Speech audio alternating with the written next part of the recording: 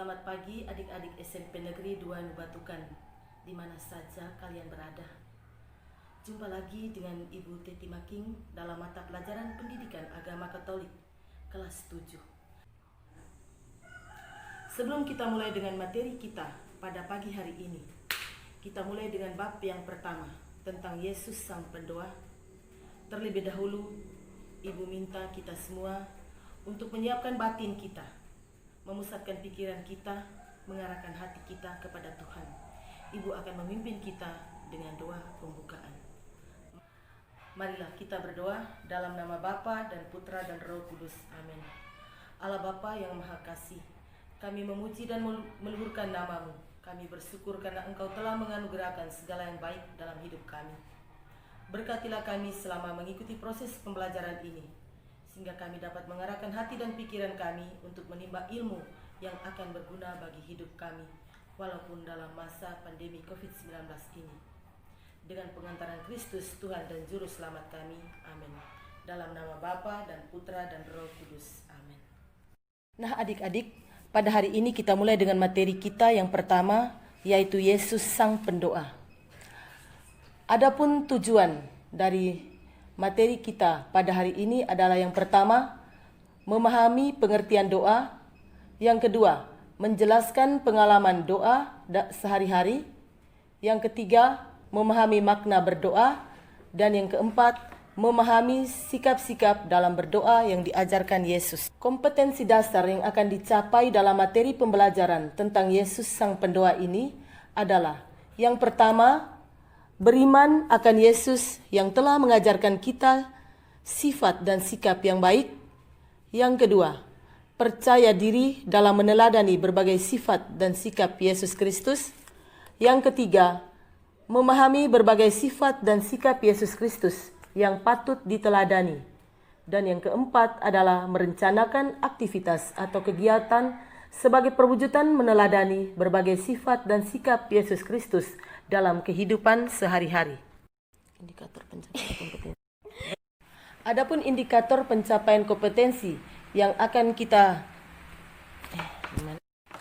indikator kompetensi yang akan kita capai dalam materi tentang Yesus Sang Pendoa.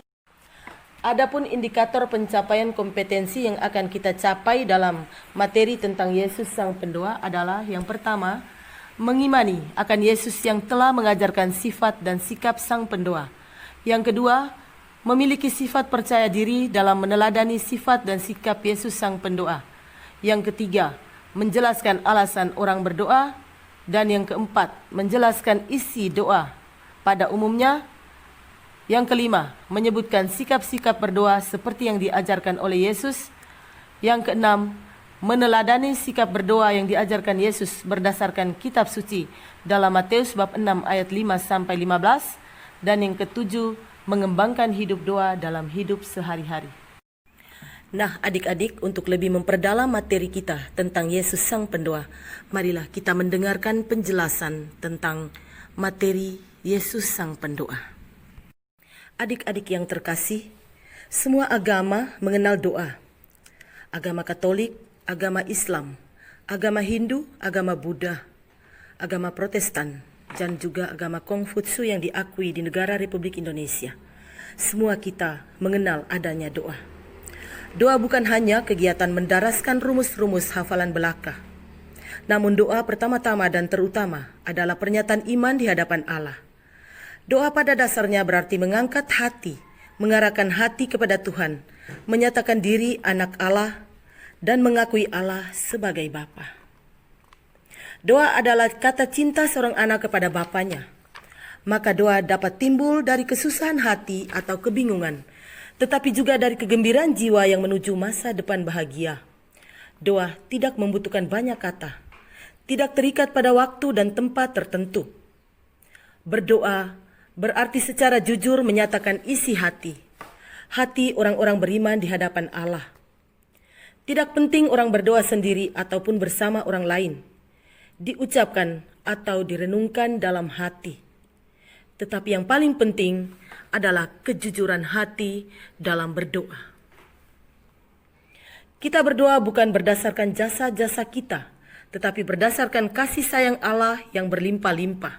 Kita lihat dalam Daniel bab 9 ayat 18. Doa merupakan sayang Allah yang berlimpah-limpah dan pernyataan kepercayaan kasih sayang Allah itu. Maka doa yang lahir dari iman akan menyelamatkan orang. Kita kutip dalam Yakobus bab 5 ayat 15. Isi doa begitu luas, maka tidak mengherankan bahwa orang menghadap Tuhan dengan aneka cara dan kata. Nah adik-adik, dalam berdoa kita mengenal ada 3 unsur. Unsur yang pertama yaitu unsur pujian. Unsur yang kedua yaitu unsur syukur. Dan unsur yang ketiga adalah unsur permohonan.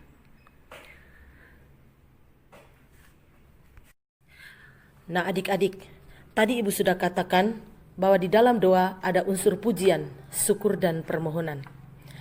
Kenapa ada unsur pujian, ada unsur syukur dan ada unsur permohonan? Pujian syukur pertama-tama mengungkapkan kekaguman atas kemuliaan dan kebaikan Tuhan, mulai dengan penciptaan, kemudian dalam sejarah keselamatan.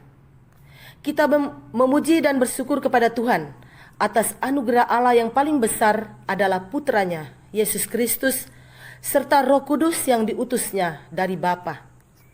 Atas semua anugerah itu, orang Kristiani memuji dan memuliakan Allah dalam doa-doa pujian dan syukur. Unsur yang berikut adalah unsur permohonan. Dalam doa permohonan, bukanlah kita hanya minta-minta, namun dalam permohonan diakui dan dinyatakan kelemahan dan kemiskinan manusia.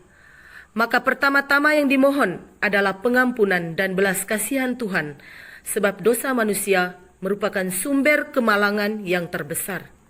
Tidak hanya itu, manusia juga memohon kekuatan untuk meminta hidup seadanya, kekuatan untuk berjuang terus dalam menghadapi hidup di dunia ini, baik bagi dirinya sendiri maupun orang lain. Berdoa untuk orang lain berarti mengambil bagian dalam perjuangan orang lain di hadapan Allah. Doa tidak pertama-tama memohon atau meminta pemenuhan kebutuhan kita, melainkan upaya kita untuk menemukan kehendak Allah. Melalui doa, kita berkomunikasi dengan Allah untuk lebih mendengarkan kehendak-Nya.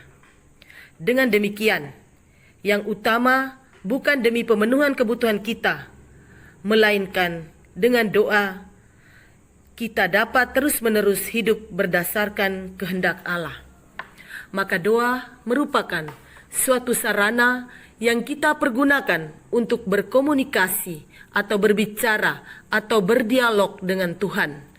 Dalam doa yang baik terjadi suatu komunikasi yang timbal balik antara kita yang berdoa atau umat Allah dengan Tuhan sendiri.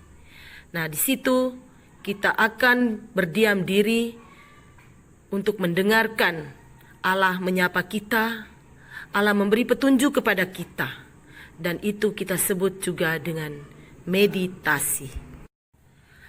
Adik-adik yang terkasih, sebagai umat Katolik, sebagai pengikut Kristus, dalam berdoa, Yesus menjadi suri teladan bagi kita semua.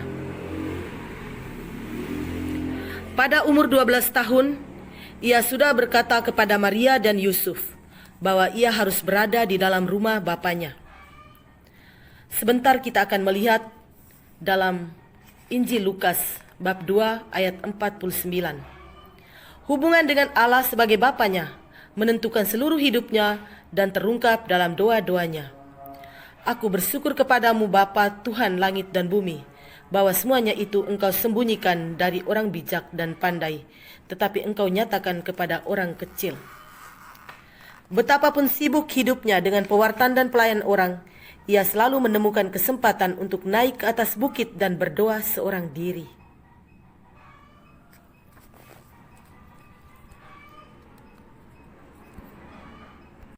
Nah adik-adik, untuk lebih memperdalam materi kita tentang Yesus Sang Pendoa, Ibu minta untuk kita semua menyiapkan kitab suci, membuka di Matius bab 6 ayat 5 sampai 18.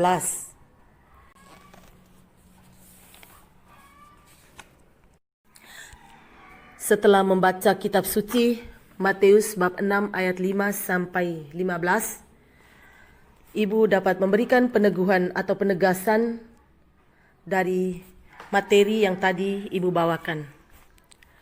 Doa bukan hanya kegiatan mendaraskan rumus-rumus hafalan belaka. Doa pertama-tama dan terutama adalah suatu pernyataan iman di hadapan Allah. Doa pada dasarnya berarti mengangkat hati, mengarahkan hati kepada Tuhan, menyatakan diri anak Allah, mengakui Allah sebagai Bapa. Berdoa berarti secara jujur menyatakan isi hati orang beriman di hadapan Allah. Doa tidak pertama-tama memohon atau meminta pemenuhan kebutuhan kita, melainkan upaya kita untuk menemukan kehendak Allah, dan melalui doa kita berkomunikasi dengan Allah untuk lebih mendengarkan kehendak-Nya. Dengan demikian, yang utama bukan demi pemenuhan kebutuhan kita, melainkan supaya kita dapat terus-menerus hidup berdasarkan kehendak Allah. Dalam berdoa, kita mengenal ada unsur pujian, syukur, dan permohonan. Puji syukur pertama-tama mengungkapkan kekaguman atas kemuliaan dan kebaikan Tuhan, mulai dengan penciptaan, kemudian dalam sejarah keselamatan. Sedangkan dalam doa permohonan, bukanlah kita minta-minta, melainkan dalam permohonan diakui dan dinyatakan kelemahan dan kemiskinan manusia.